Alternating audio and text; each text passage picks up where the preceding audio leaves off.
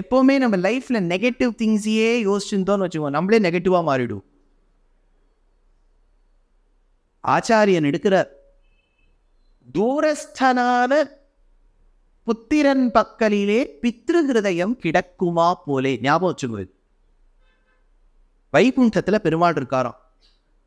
வைகுண்டத்துல அனந்தன், கருடன், விஸ்வக்சேனர் இவாள்லாம் இருக்கா. நல்ல ஸ்டான்ச் டிவோட்டீஸ். அவள்லாம் ஹா ஹா ஹூன்னு சாமதானமே பண்ணிட்டு இருப்பா. பெருமாளை போற்றி புகழ்ந்து பாடிக்கொண்டே இருப்பார்கள்.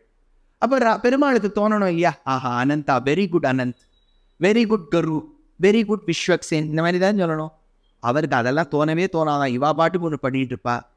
நங்கநல்லூர்ல நம்ம குழந்தைகள் என்ன பண்ணிட்டு இருப்பா அப்படின்னு யோசிப்பறான் பெருமாள்.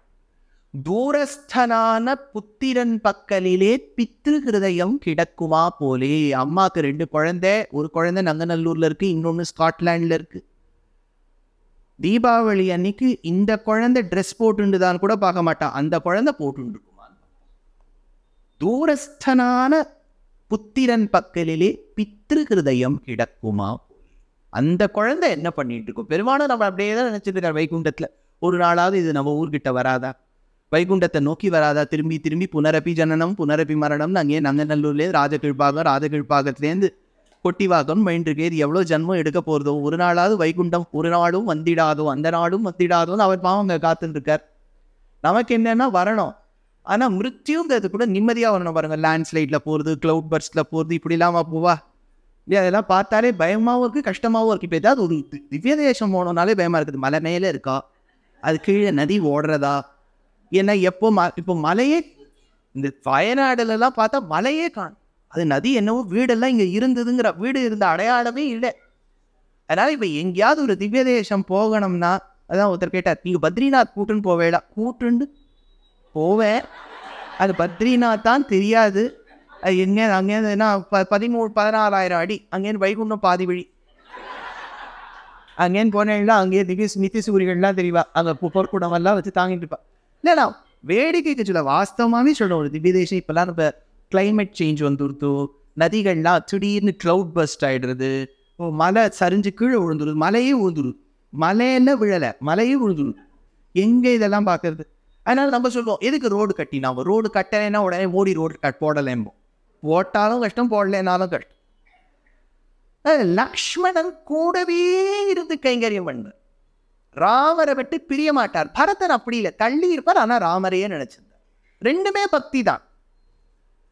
லக்ஷ்மணன் கூடவே இருந்து கைங்கரியம் பண்ணார். அந்த லக்ஷ்மணன் பண்ணும்போது ஒரு விஷயம், இது ராமாயணத்துல ரொம்ப விசாரம் பண்ணியிருக்கா எல்லாரும், நானும் என் புஸ்தகத்தில் எழுதியிருக்கேன்.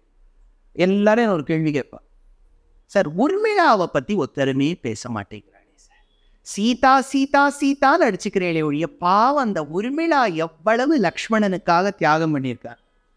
நான் என்ன சொன்னேன், வால்மீகி ஏற்கனவே 24,000 ஸ்லோகம் எழுதியிருக்கார். இப்போ ஒரு கேரக்டருக்கும் உட்காந்துன்னு 10 எழுதின்னு போனால் நம்ம ஒன்றும் படிக்க போகிறது இல்லை. அவர் உரிமையிலா எப்படி யோசிச்சிருப்போம், வருத்தப்பட்டிருப்போம், ஐயோ பாவம் ஆத்துக்காரர் போறாருன்னு. ரொம்ப சில பேர்லாம் ரொம்ப என்கிட்ட வந்து ஆக்டிவிஸ்ட், குடும்பங்களையே ஆக்டிவிஸ்டாக இருக்கா. குடும்பத்துக்குள்ள இருக்கக்கூடியவாளே பெண் உரிமை ஆண் உரிமைன்னு உட்காந்து, இது எப்போ இது சாதாரணமாக வீட்டில் பேசலாம்னாலே உரிமை பிரச்சனை வந்துடும். ஒருத்தர் என்ன வந்து கேட்டார், I feel Valmiki should have mentioned about Urmila. நான் என்ன பண்ணுவேன், வால்மீகி எழுதினார், ஏதோ அவர் எழுதியிருக்கிறத உபன்யாசம் பண்ணுறேன் ஒழிய வால்மீகி ஷுட் ஹவ் ரிட்டன் தான் நான் என்ன பண்ணுவேன். நான் சொன்னேன், who told you Urmila was sad, she could have been happy. அப்பா இவர் வீட்டை விட்டு போனாரே 14 வருஷம், மெதுவாக வாங்கோ, அவசரப்படாதீங்க, நான் பார்த்துக்கிறேன், அவள் இருந்திருக்கலாம். எப்படி வேணாலும் உர்மிளா யோசிச்சிருக்கலாம் இல்லையா. நம்ம Urmila put yourself in Urmila shoes, நான் எதுக்கு அவள் ஷூலெல்லாம் போட்டுக்கணும்.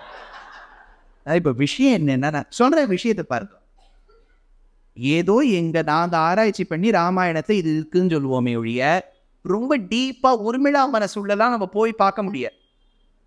சரி, பாயிண்ட் என்னன்னா, லக்ஷ்மணன் தெரிய வந்துடுது, அண்ணாவை வந்து காட்டுக்கு போய் சொல்லிவிட்டார். நான் தான் நேற்று கூட குரோம்பேட்டையில் சொல்லும் போது சொன்னேன், இப்போ நான் வந்து சுமித்ரா இடத்துல இருக்கேன்னு வச்சுக்கோ. இமேஜின் ஐ வாஸ் சுமித்ரா, என் பிள்ளை லக்ஷ்மணன் தெரிய வருது, கௌசல்யா பிள்ளை ராமருக்கு 14 வருஷம் காடுன்னு தெரிய வருது. நான் சுமித்ரா இடத்துல இருந்திருந்தா என்ன பண்ணியிருப்பேன் தெரியுமோ, நீ உள்ளப்பா அவனுக்கு ஏதோ தள்ளெழுத்து காட்டு. You just say Ram I will miss you a lot பையா, கட்டி பிடிச்சிக்கோ கண்லே. இப்படி தானே நம்ம ப்ராக்டிக்கலாக யோசிக்கோ. ஏதோ நம்மள என்ன சுமித்ரா அளவுக்கு ஞானியா? பின்னும் பகர்வாள் மகனியே இவன் பிஞ்சல் தம்பி என்னும் படியன்று அடியாரின் ஏவல் செய்தி மண்ணும் நகர்க்கே அவன் வந்திடில் வா அன்றேர் முன்ன முடியன பான்புலை சோழனின்றாள்னர் கம்பர். அப்பா இவன் பின்னாடி போ, இவன் திரும்பி வந்தா உயிரோட வா, இல்லாட்டா இவன் செத்து போயிட்டான்னா இவனுக்கு முன்னாடி நீ செத்து போ. இப்படிலாம் சொல்றா கம்பருடைய ராமாயணத்துல சுமித்ரா. ராமம் தசரதம் வித்தி மாம் வித்தி ஜனகாத்மஜாம் அயோத்தியாம் அடவீம் வித்தி கச்சதாதயதா சுகம்னு வால்மீகி ராமாயணம் இப்படிலாம் அவங்க சொல்லியிருப்போம். அதனால தான் பெருமாள் நம்மளோட சுமித்ராவா வைக்கல. பாயிண்ட் புரியுறதோ? அந்த மாதிரி ஒரு சாக்ரிஃபைசிங் லேடி நீங்க பார்க்க முடியாது ராமாயணத்துல. சுமித்ரா மாதிரி ஒரு லேடி, என்ன ஒரு கேரக்டர்!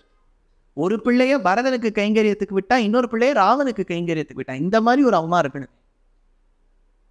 லக்ஷ்மணன் கிளம்புறான், போய் அண்ணா கிட்ட சொல்றான், அண்ணா இந்த கைகையை வெட்டி கொண்டுணும். என்னடா நீ இது சாதாரண ரவுடி மாதிரில பேசுன, இந்த கைகையை வெட்டணும் போட்டு தள்ளனை நன்னா இல்லை லக்ஷ்மணா. அப்ப நம்ம அம்மா நமக்கு கர்மாங்கிறது இது. சி அந்த கான்செப்ட் ஆஃப் கர்மாவை நம்ம அக்செப்ட் பண்ணிட்டோம்னு வச்சுக்கோ, நம்ம லைஃப்ல பிலாசபியில வேற லெவல் போயிடும்.